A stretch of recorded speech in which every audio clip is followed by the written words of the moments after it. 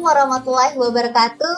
Halo Sobat Antasari sekalian, kembali lagi di podcast kita, Podcast UIN Antasari dalam memperkenalkan program studi UIN Antasari Banjarmasin. Bagaimana kabar Sobat Antasari sekalian? Baik-baik saja? Bagaimana? Apakah sudah menemukan pilihan yang tepat untuk program studi yang ada di UIN Antasari? Kalau belum, tenang saja karena di podcast ini kita akan membagikan informasi yang lengkap tentang program studi yang ada di UIN Antasari kali ini, dan kita akan berbincang tentang salah satu program studi yang ada di Fakultas Tarbiyah dan Keguruan, yaitu program studi Manajemen Pendidikan Islam. Kita sambut sama-sama narasumber kita. Assalamualaikum Bapak Ibu sekalian. Waalaikumsalam warahmatullahi wabarakatuh. Gimana kabarnya Bapak Ibu? Alhamdulillah sehat. Alhamdulillah sehat ya Bapak Ibu. Bisa perkenalkan diri terlebih dahulu. Baik. Bismillahirrahmanirrahim. Saya Dr. Andes Haji Muhammad Yuslan, MPD. Sekarang sebagai Ketua Program Studi Manajemen Pendidikan Islam. Riwayat pendidikan ya, S1 di Pendidikan Dunia Usaha EPKIP Universitas Lampung Mangkurat, kemudian melanjutkan ke Universitas Negeri Malang dengan program studi Manajemen Pendidikan Islam ya. Di UIN Antasari alhamdulillah sejak tahun 94 sebagai pegawai negeri sipil. Demikian. Perkenalkan, Assalamualaikum warahmatullahi wabarakatuh. Perkenalkan, nama saya Nauriatul Muharramah, jabatan Sekretaris Prodi MPI, riwayat pendidikan S2 MPI UIN Antasari Banjarmasin tahun 2013. Baik, selamat datang Bapak Ibu sekalian di podcast UIN Antasari. Gimana Pak kesibukannya sekarang? Ya, alhamdulillah sekarang lagi sibuk-sibuknya, banyak kegiatan dari ujian akhir semester, kemudian ujian skripsi, juga persiapan untuk PKL magang. Ya, jadi agak padat lumayan, tapi insya Allah bisa kita lalui dengan baik dan nyaman. Dan sebentar lagi kita akan menyambut ya calon mahasiswa baru ya Bapak Ibu ya. Iya. Ya. Oke, tadi sudah Sobat Antasari dengarkan bahwa ternyata Kaprodi dan Sekjur Prodi MPI kita ini ternyata linear ya Pak ya, berasal dari lulusan MPI juga gitu. Jadi pasti sudah sangat khusus sekali nih dengan Prodi MPI. Bisa diceritakan sedikit Pak tentang MPI itu sebenarnya belajar tentang apa sih? Oke. MPI ini sebenarnya program studi lama, berdiri sejak tahun 2001, dan alhamdulillah saya termasuk tim yang untuk pengusulan pendirian di waktu itu ya. Jadi bermula ini dari nama programnya adalah Administrasi dan Manajemen Pendidikan Islam. Kemudian sejak 2018 ada kekhususan menjadi program studi Manajemen Pendidikan Islam. Nah, kita ini mengkhususkan pada bahasan tentang manajemen yang dikaitkan dengan manajemen dengan pengelolaan pendidikan. Ya, jadi itu sekilas nanti akan tercermin pada sajian-sajian mata kuliah. Begitu, Sobat Antasari. Iya. Tambahannya terkait visi keilmuan Prodi MP itu sendiri, yaitu mengembangkan pendidikan dan praktek manajerial pendidikan yang unggul melalui pembelajaran dengan mengintegrasikan ilmu keislaman yang berkearifan lokal dan berwawasan global. Wah, berarti belajar manajemen tentang pendidikan Islam ya Pak ya? Bedanya apa nih Pak? Kan kalau di PTN ada ilmu manajemen, dan ini ada MPI juga. Dan apa nih perbedaan MPI UIN Antasari dengan MPI yang lain? Baik, kita di sini mencoba menggabungkan ketiga bagian ini. Jadi ada bahasan manajemen rumah besarnya, kemudian masuk ke manajemen pendidikan, kemudian kita perkaya dengan nuansa dan materi-materi keislaman. Jadi kita bisa berkiprah pada manajemen umum, bisa juga pada manajemen pendidikan umum, dan terlebih lagi pada manajemen pendidikan Islam. Ini memberikan peluang yang lebih besar kepada mahasiswa dan nanti alumni untuk memenuhi permintaan pasar. Demikian Sobat Antasari. Iya. Ranah dalam artian ini ya, bahwasanya Prodi MPI ini satu-satunya prodi di Fakultas Tarbiyah yang lulusannya yang profil lulusannya bukan menjadi seorang guru, tapi profil lulusannya yang pertama itu menjadi tenaga administrasi pendidikan, kemudian asisten peneliti, dan konsultan pendidikan. Oh, berarti ada integrasi antara ilmu manajemen dan juga materi keislaman tadi Pak ya. Nah, ini ada materi atau mata kuliah yang khusus nggak yang diberikan kepada mahasiswa?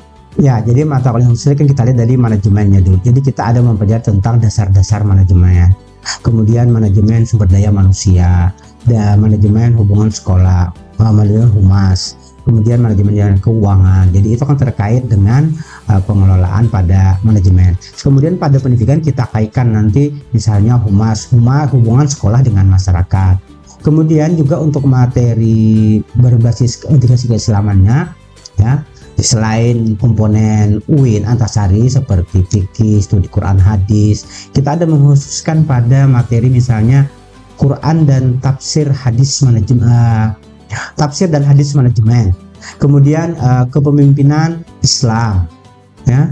Nah, termasuk ini materi-materi nanti kita membaca juga ke studi lembaga pendidikan Islam, manajemen pesantren. Jadi itu kita memperkaya materi-materi itu yang sekaligus juga berbasis kearifan lokal dan berwawasan global.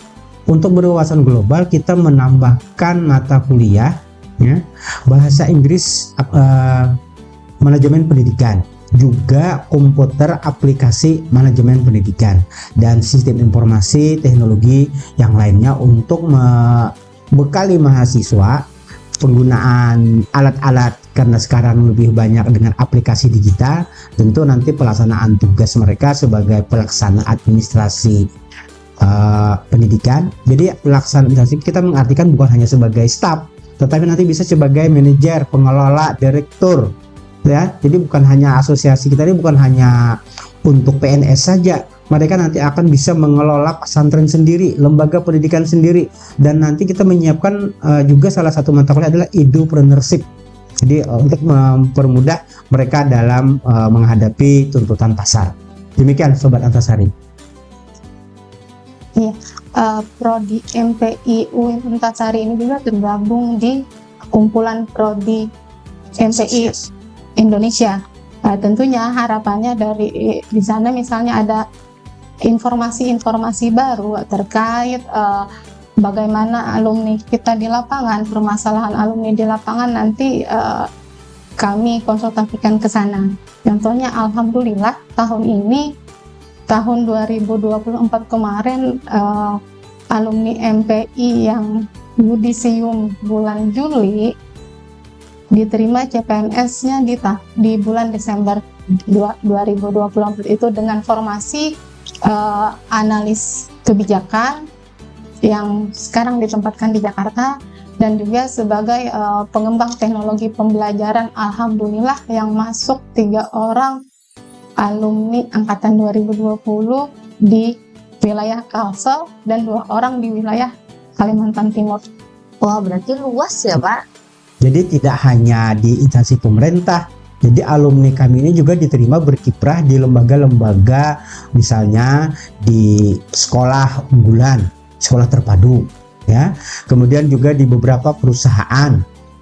Kemudian juga mereka mendirikan lembaga pendidikan tersendiri. Jadi sangat luas sekali peluang yang akan bisa dimasuki untuk alumni program studi manajemen pendidikan Islam ini. Dan beberapa mereka juga mengelola rumah tahfiz karena sesuai dengan keilmuan mereka sebagai pengelola lembaga pendidikan, ya. Baik, demikian.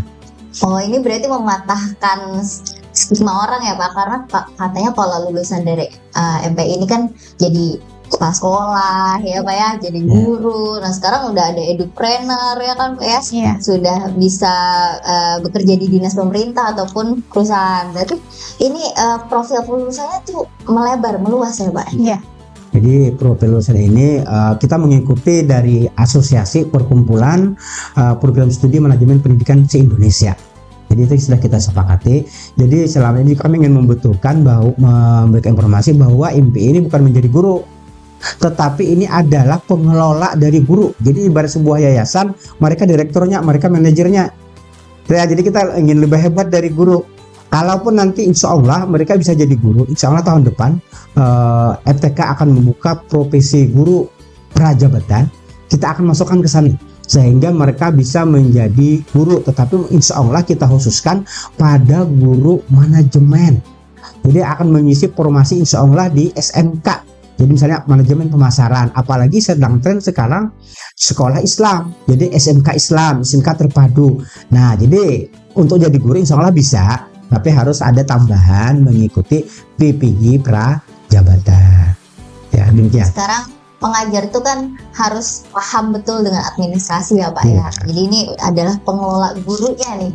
Ya, tidak hanya gurunya saja tapi juga pengelola gurunya. Luar biasa sekali ya Sobat Antasari. Oh ya Pak, tadi kan terkait mahasiswa nih. Kira-kira ketika menjadi mahasiswa MPI ini ada fasilitas-fasilitas apa sih yang ada di MPI UIN Antasari? Ya, benar. Fasilitas diantaranya kita punya lab microleading, dan untuk mata kuliah seperti manajemen humas dan manajemen pendidikan berbasis sekolah dan masyarakat, siswa itu diterjunkan ke lapangan. Ya, jadi fasilitas kita ini selain yang fasilitas bersama dengan UIN Antasari, ya mungkin sudah banyak dijelaskan seperti adanya perpustakaan, laboratorium terintegrasi, fasilitas olahraga. Kita tadi seperti yang dikatakan sekretaris juga ada fasilitas milik khusus dari MPI, lab microleading. Jadi bagaimana di sana mempraktekkan kepemimpinan, kemampuan untuk mengelola rapat, memimpin diskusi, mengatasi masalah, kemudian juga mengelola sebuah event. Nah, itu dan dilengkapi dengan fasilitas komputer, dan itu milik pemanfaatan pribadi khusus dari MPI. Jadi kita agak berbeda, prodi lain tidak memiliki lab komputer seperti itu. Hanya kita yang ruang lab microleading yang dilengkapi dengan komputer. Jadi tentu juga untuk kegiatan kemahasiswaan kita fasilitasi juga, bukan hanya di dalam kampus, di dalam ruang-ruang tertutup. Mereka juga kita sudah ke sekolah-sekolah, ke tempat-tempat pendidikan ya, untuk menyesuaikan dengan perkembangan terkini. Dari adanya fasilitas manajemen humas tadi ya Pak ya, microleading, itu ada kerjasama dengan instansi lain nggak Pak? Oh ya, jadi kerjasama ini sekaligus kita mungkin kita mendatangkan mereka misalnya dalam bentuk pemberian seminar, kuliah tamu, tapi kita mengambil dari praktisi dari lembaga-lembaga tersebut. Jadi ada yang sekaligus alumni kita ya bekerja di sebuah SMA sebagai operator aset. Oh, nanti kita kerjasama ini bagaimana pada mata kuliah manajemen sarana prasarana, bagaimana operator aset. Nah, kemudian ada alumni kita yang bekerja kemarin di sebuah yayasan pendidikan Islam terpadu di Banjarmasin pada bidang humas. Kita manfaatkan sekaligus kerjasamanya, dan kita juga memanfaatkan untuk program magang. Jadi kita bukan PPL lagi istilahnya. Jadi mulai semester ini kita program magang, dan magang ini ya kita lakukan selama 2 bulan, tapi SKS-nya jadi 4 bukan hanya 2. Dan magang ini adalah salah satu kegiatan untuk belajar di luar kampus dengan lembaga atau instansi yang telah memiliki kerjasama. Nah jadi banyak tawaran-tawaran kerjasama, dan mereka sangat senang menerima peserta magang dari prodi MPI ini. Berarti sistem pembelajarannya tidak hanya di kelas ya Bapak ya, tapi juga ada magang tadi, dan juga ada praktikum juga di microleading dan lainnya ya. Baik, Bapak Ibu sekalian, ada nggak sih di MPI ini mahasiswa asing? Oh ya, jadi mahasiswa dari luar negeri, terutama itu kemarin dari Thailand, ya, dan sudah alhamdulillah selesai, dan kita juga memiliki kerjasama. Jadi 2 orang mahasiswa kita kemarin yang student mobility ke luar negeri, magang KKN di Thailand, dan yang bersangkutan juga memfasilitasi di sekolah tersebut. Ya, jadi bukan hanya mereka belajar di sini, dan kita manfaatkan juga untuk proses kerjasama. Nah, setelah itu untuk tahun ini ada salah seorang mahasiswa kita itu yang lulus dalam seleksi untuk student mobility ke Mekah, Arab Saudi. Ya, jadi sekaligus untuk praktek untuk magang tadi di sekolah Indonesia Mekah. Nah, jadi kan mempraktikkan kegiatan-kegiatan termasuk magang tadi. Nah, selain itu juga mahasiswa kami ini bukan hanya keluar, juga sampai ke pelosok. Jadi ada mahasiswa kami yang mengikuti program MBKM membangun desa. Ini angkatan kedua yang mereka ikuti. Tahun kemarin ada 5 orang ya di Kabupaten Hulu Sungai Tengah. Tahun ini juga ada 3 orang. Jadi mereka sekaligus tahun ini lebih padat. Jadi ada mengikuti program KKN, magang, sekaligus dengan penyelesaian tugas akhir dalam bentuk pengabdian. Jadi mereka bukan hanya skripsi saja di dalam kampus, ya, mereka melakukan pengabdian dan itu dihargai setara skripsi. Nah, jadi ini tentu lebih menarik dan lebih menantang untuk mahasiswa pemikiran. Ya, jadi mereka bagaimana melakukan pendampingan kepada masyarakat termasuk di sekolah, guru-guru, ya, kemudian masyarakat juga dalam lingkup manajemen pendidikan. Gimana tuh caranya Bapak Ibu? Kalau misalnya mahasiswa nih pengen tadi ke magang ke luar negeri, KKN ke luar negeri, apakah harus berprestasi terlebih dahulu atau memang ada tes-tes yang harus diikuti oleh mahasiswa? Ya, jadi untuk seleksi ini kita bekerja sama dengan LPM dan LP2M. Jadi tetap mengikuti ketentuan tersebut. Tapi kan syarat tersebut juga tidak begitu ketat. Ya, nah memang nanti kalau ke luar negeri itu disarankan untuk memiliki kemampuan berbahasa asing, entah bahasa Inggris dan bahasa Arab, ya. Tapi kami pikir itu kan bisa saja diusahakan, jadi tidak begitu berat menurut kami. Ya, memang persyaratan yang lain nanti harus sudah 100 SKS, tapi itu kan norma di semester 5 sudah 100 SKS. Jadi sebenarnya persyaratan itu mudah, walaupun nanti kita berkompetisi untuk memperebutkan kota yang tersedia. Iya, terkait bahwasanya ini akreditasi Prodi MPI itu sendiri, alhamdulillah keluar tanggal 6 Juni 2025 ini, alhamdulillah terakreditasi unggul dengan poin nilai itu ada 380. Ya, tentunya ini membawa angin segar buat mahasiswa itu sendiri. Harapannya di tahun-tahun berikutnya itu jumlah mahasiswa bisa lebih meningkat lagi. Amin ya, unggul dengan poin yang gemuk gitu ya. Jadi kita bersyukur ini ya, UIN Antasari unggul itu biasanya dicantumkan di ijazah kategori peringkat itu. Kemudian nanti untuk prodi dicantumkan predikat unggul pada transkrip. Jadi kita berharap nanti alumni ini akan lebih mudah untuk proses rekrutmen di suatu institusi yang mereka lamar. Nah, tentu ini kan sangat membanggakan kita dan ada keinginan kami insya Allah juga saran dari beberapa dosen, ya, karena dosen kita ini 60% doktor. Ya, dari 10 orang itu 6 orang doktor dan 2 diantaranya guru besar. Dan insya Allah ya, bulan depan kita akan satu tambahan lagi guru besar di bidang manajemen, di bidang manajemen pendidikan. Tentu ini kan sumber daya kita itu mendukung untuk pelaksanaan proses pendidikan termasuk juga pembelajaran dan pengabdian. Nah, kami tambahkan juga, jadi pengabdian ini bukan hanya dilakukan oleh dosen. Jadi dosen melakukan pengabdian misalnya pendampingan akreditasi sekolah, pembuatan SOP, kita bersama-sama dosen dan mahasiswa. Dan mahasiswa pun kita arahkan ya untuk melakukan pengabdian, misalnya ini dilakukan oleh HMJ. Insya Allah kita di bulan kemarin kita pendampingan termasuk bidang pendidikan keagamaan, jadi bukan hanya pendidikan tok, keagamaan pun juga, kemudian lintas sektoral juga ya, kemudian berikutnya keagamaan juga. Jadi mahasiswa kita itu berprestasinya bukan hanya di bidang keagamaan saja. Jadi mereka 3 tahun berturut-turut ya juara menulis artikel tingkat nasional di Ternate ya.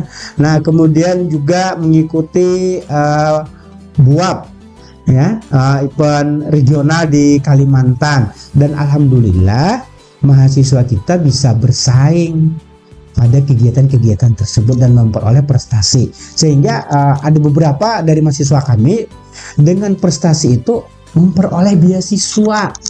Ya, jadi termasuk beasiswa BI ada 3 orang mahasiswa kami itu yang tahun kemarin. Karena salah satu syarat memproduksi itu adalah prestasi nasional dan internasional. Jadi kami sangat bangga juga dengan aktifnya kegiatan HMJ, dan HMJ ini kami fasilitasi ada satu ruangan khusus untuk kegiatan mereka. Demikian itu beberapa kegiatan kami. Kalau saya tidak salah dengar, ada kurikulum percepatan lulusan ya Pak ya? Oh iya. Untuk mahasiswa. Ya ada. Jadi untuk kurikulumnya ini, kurikulum 2022 itu ya, kami merubah dari kurikulum sebelumnya. Jadi percepatan ini sebenarnya sama saja, cuma teknisnya kami setting biar lebih cepat. Jadi tetap disajikan 8 semester, tapi kami menemukan pengalaman bahwa untuk tugas itu kadang masih terkendala.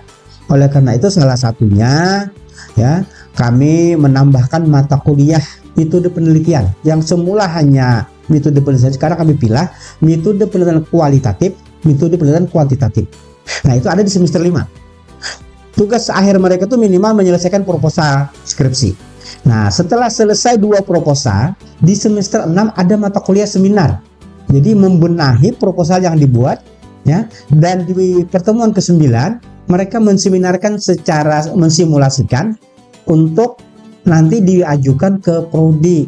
Jadi di akhir semester 6 mereka sudah bisa memasukkan proposal. Nah, semester 6 mata kuliah selesai, dan kita juga magang. Ini percepat, berbeda dengan prodi lain yang di FTK. Prodi lain di FTK itu menunggu tahun ajaran baru, bulan Juli pertengahan baru bisa. Kita di bulan Juni, insya Allah nanti tanggal 23 Juni ini akan mengantar mahasiswa magang. Jadi mereka di Agustus selesai, dan di semester di Agustus mereka di 2 Agustus selesai. Di Agustus 1 bulan mereka selesai sempro sekaligus kompre, dan di semester 7-nya tinggal KKN dan mengerjakan skripsi. Alhamdulillah ini dari hampir sudah 30% yang judulnya sudah diterima. Jadi kami agak yakin kurikulum yang baru 2022 ini kami optimis ya, 1 tahun kami dapat mencapai 30-40% lulus 3,5 tahun atau 4 tahun atau tepat waktu. Jadi sangat berarti bagi kami ini biar nanti kita kuliah lebih cepat. Nah, tapi kita tetap memperhatikan kualitas sesuai dengan prosedur ya.